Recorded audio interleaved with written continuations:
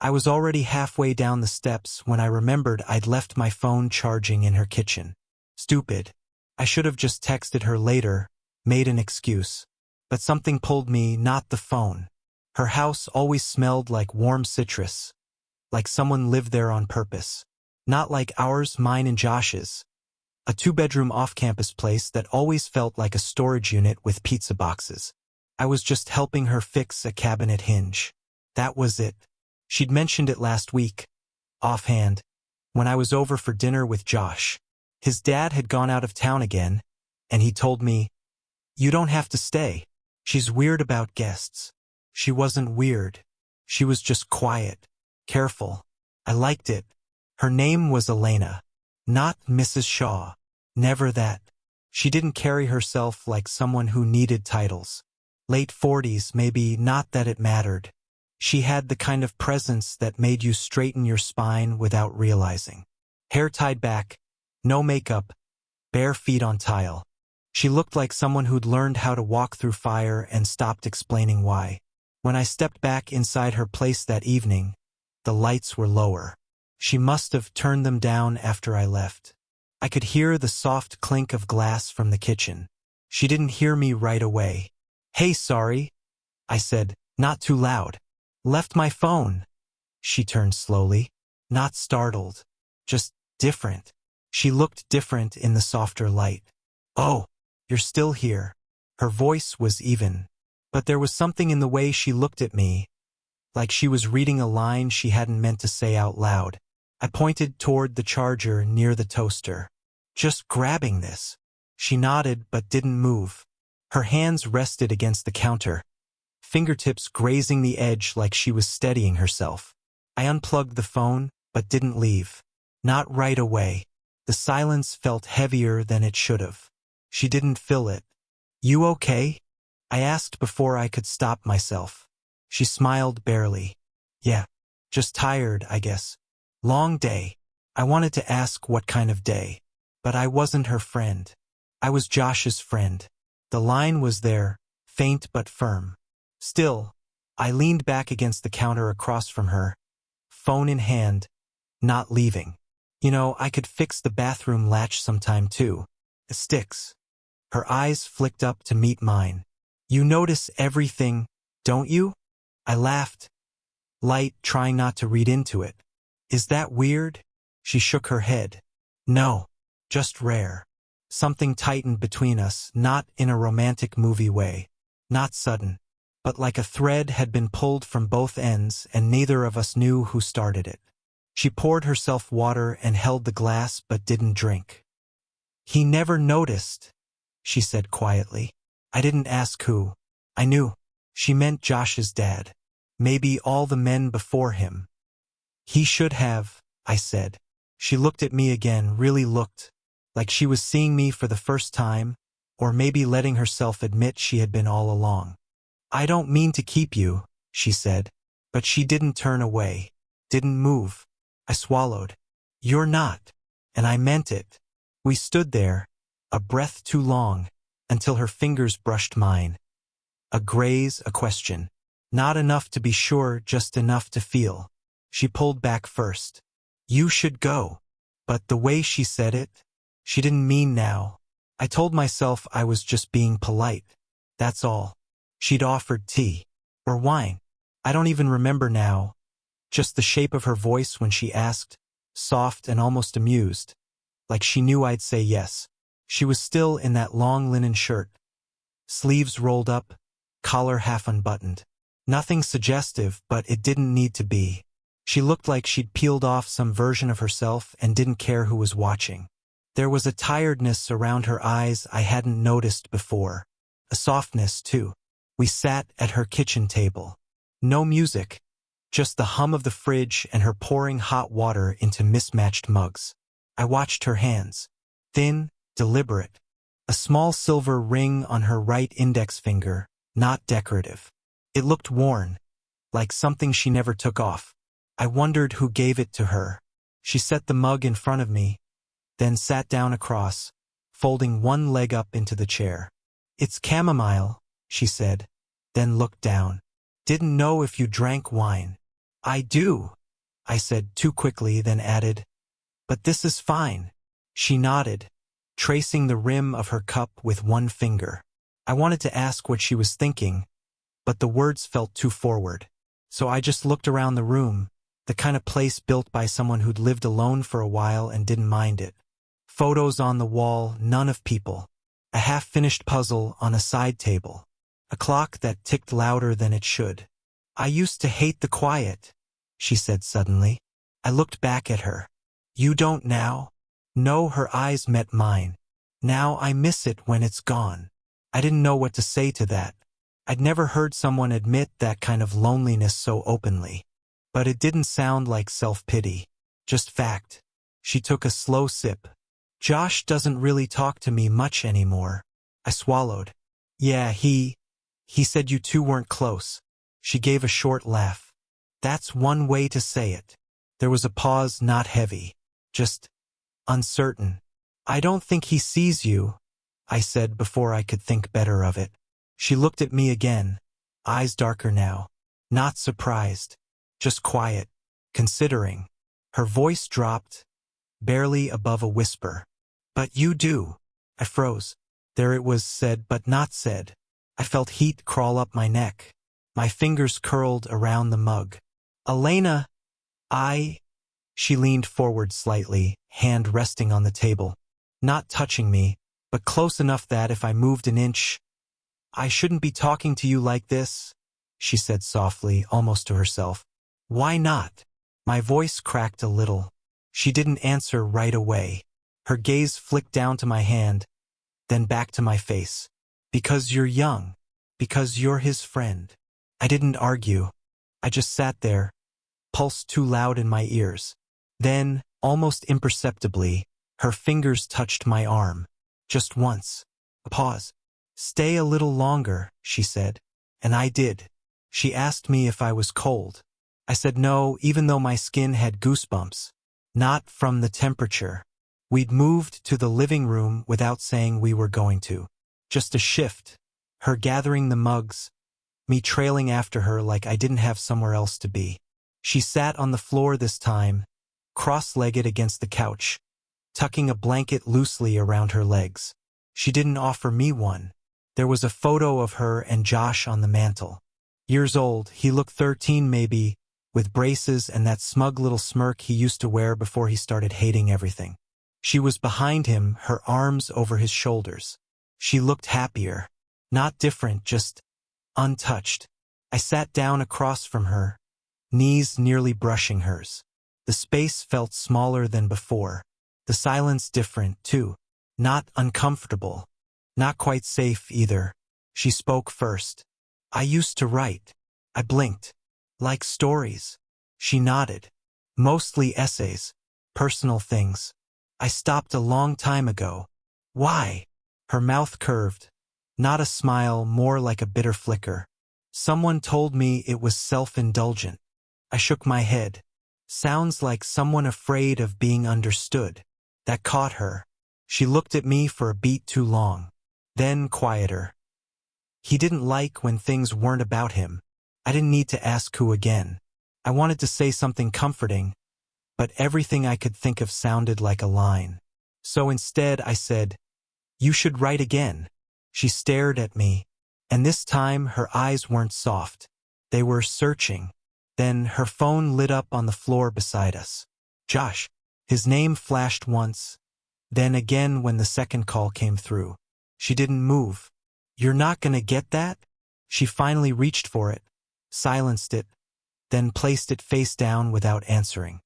Was just checking if I got home, probably, she said. Her voice was tight. Not angry, not sad, just closed off. I watched her. The way her shoulders held tension now. The way she picked at a thread on the hem of her blanket like it was an excuse not to look up. Do you want me to go? I asked. She didn't answer right away. Then, would you if I said yes? I opened my mouth, didn't speak, because the answer was no. She leaned forward just slightly. Her hand moved, not toward mine this time, but toward my face. A hesitant gesture, fingers lifting near my cheek, not quite touching. Then she froze. Her voice came quieter now. "You're not supposed to look at me like that." I didn't realize I had been. But I didn't look away. "Elena," I said, the word catching in my throat. She blinked, and for a second she looked afraid. Not of me, of herself. Then the knock came. 3 soft raps at the door. She pulled back fast, like the moment had shattered. Neither of us moved. The knock came again, and I realized we were one breath from crossing something we couldn't uncross. She didn't open the door. We just sat there, still as statues, waiting. Like if we didn't move, reality couldn't find us. Whoever it was gave up after a minute. No voice, no calling her name. Just those 3 knocks, soft enough to make you question if they'd happened at all.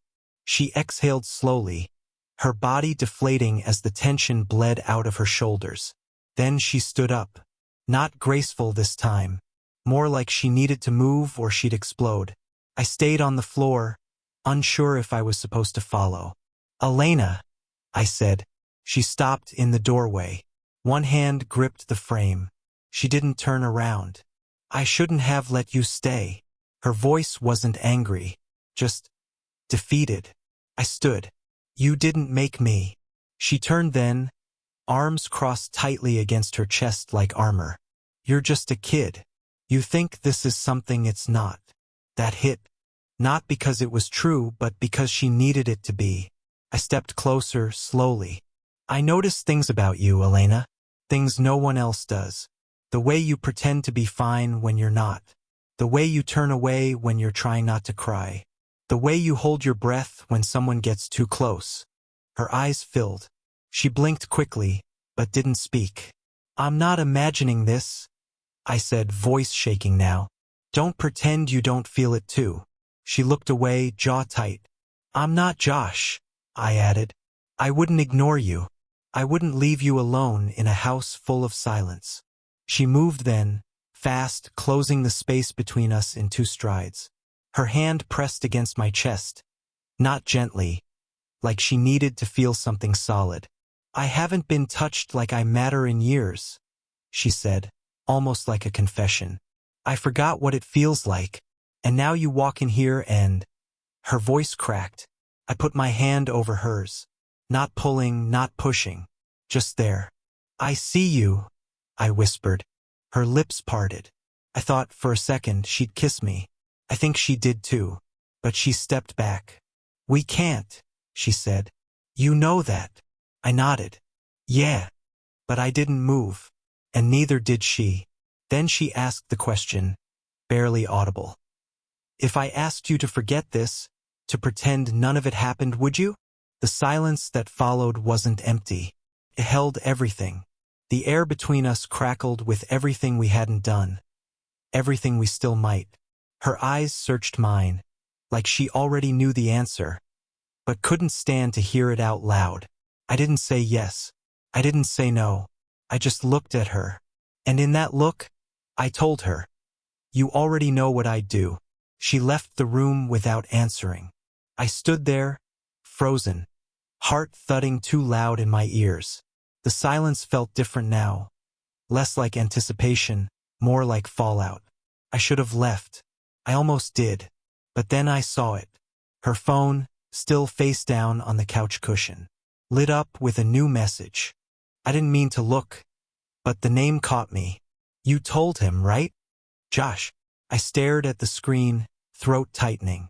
Another text popped up. "You promised me. Before I moved out, you said you'd tell him it wasn't about me." The air shifted. My body went still. It wasn't about me? Footsteps approached from the hallway, slow and reluctant. She stopped in the doorway. We stared at each other. No mask this time, her face was bare, wrecked, like she'd stopped pretending to hold it all together. "You read it," she said quietly, not accusing, just bracing herself. I nodded once. "You and Josh." My voice came out hoarse. He thinks you were into him?" She closed her eyes. "No. God, no. But he moved out. He cut you off. He misread things." Her voice wavered. There was a night. He was drunk, saying weird things. I thought he was just being dramatic. Then he tried to kiss me. The words landed like a slap. She winced as she said them. I stopped him. She went on, steady now. I told him that wasn't what this was. That it would never be like that. But he twisted it. Said I led him on. Said I wanted him around for attention. I stepped back, trying to process. The way Josh had gone quiet about his home. The way he said, "She's weird about guests." He never told me that, I said. She gave a hollow laugh. Of course not. Why would he? The pieces rearranged in my head, all the warnings, the distance, the coldness between them that I'd mistaken for routine. He's the reason I stopped writing, she said. After that night, I couldn't pick up a pen. Everything I wrote felt wrong. I stared at her. Not out of judgment, but because everything suddenly felt bigger, messier, human. You should have told me.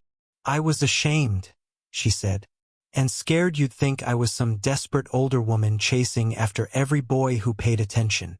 I stepped forward. That's not who you are. She looked at me, really looked. Then what am I? It wasn't a trap. It was a plea. I wanted to say something wise, something that made it all okay.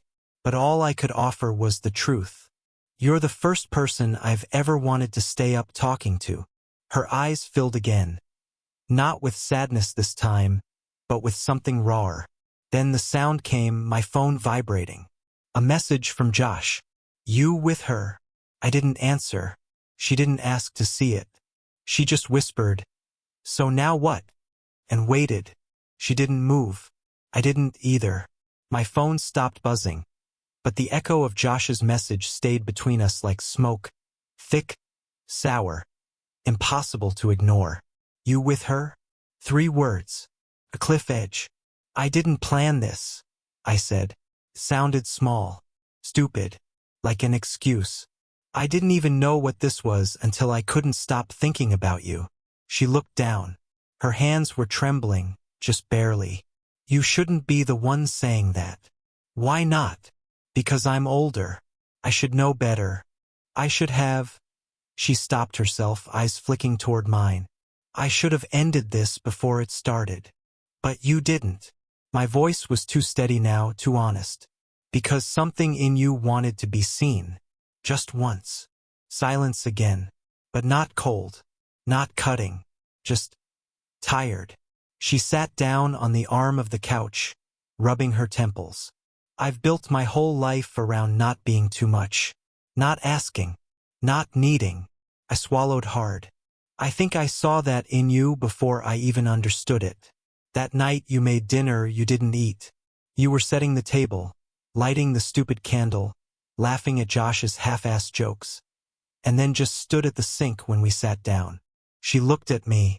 I saw you, I said. And it felt like you saw me too.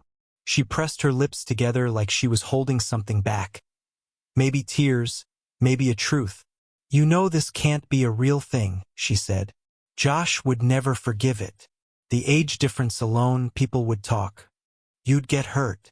I stepped closer. People already talk. They talk when they don't understand something. But this... I placed my hand flat on the coffee table, inches from her thigh. This isn't a fantasy for me. You made me feel like I wasn't invisible. Like I wasn't some lost 20-something drifting through someone else's life. Her eyes closed. Just for a second. I waited. I needed her to say it. Not just hint. Not brush past it. Do you feel something? I asked. Or am I just the next person who got too close? She opened her eyes. I do, she whispered. I feel too much. Then, gently, she took my hand. I'm not ready to explain this to the world, to Josh, to myself even, but I don't want to pretend it didn't happen. My heart thudded, too loud to hide. So what do we do? I asked. We take one step, she said, and then another, slowly, quietly. I nodded, and in that silence, her hand curled tighter around mine. Not trembling anymore. We didn't kiss. We didn't make promises we couldn't keep. But we stayed there, in the hush of something fragile and real, choosing not to run from it this time. And for the first time, she didn't pull away. It didn't become some wild affair. No late-night hotel rooms. No lies. Just small, quiet steps. A coffee she didn't call just coffee. A walk where she let our hands brush once. Then again. Then didn't pull away. We waited a few weeks before telling Josh. He didn't take it well. At all. He didn't yell. He just stared at me like I was someone he'd never known. Then he laughed once. Sharp, angry, and walked out of the diner. Said something about trust and lines you don't cross. We haven't spoken since. I don't blame him, but I also don't regret telling the truth. Because for once, I didn't run from what I felt. And neither did she. Elena started writing again. That surprised me more than anything. It wasn't some dramatic breakthrough. One afternoon, I came over and saw her sitting at the kitchen table, pen in hand, a legal pad half filled with something she quickly turned over when she saw me. She looked up and said, "It's not for anyone else yet, just for me." I smiled. That's the best kind. We still don't have a label for us. Dating feels too small, too teenage. Together feels like a word people wait too long to earn. But we are something. Real. Flawed. Alive. There are moments when she still pulls back. Like when we're at the grocery store and she spots one of her old friends. Her hand lets go of mine too quickly. She looks down, pretending to check her list. I pretend not to notice, but I always do. I get it. People don't understand this kind of thing. They want neat stories. But nothing real fits into a neat story. She's still working through the years she lost. The marriage that slowly erased her voice. The missteps with Josh. The guilt that lingers like smoke. And I'm still figuring out who I am outside of her. That matters too. We don't pretend we've solved each other. We don't need to. But some nights, she'll look at me a certain way. Like I've given her something back she thought was gone forever. And I know I'll stay. Not out of obligation. Not out of obsession. Just because I want to. That's enough. That's everything. Did you enjoy the story? Would you have made the same choices they did? Or walked away when it got messy? What kind of stories would you like to hear next? An unexpected love? A secret someone carried too long? A reunion years after everything broke? Tell me what keeps you up at night, and I'll write it into a story that feels just as real.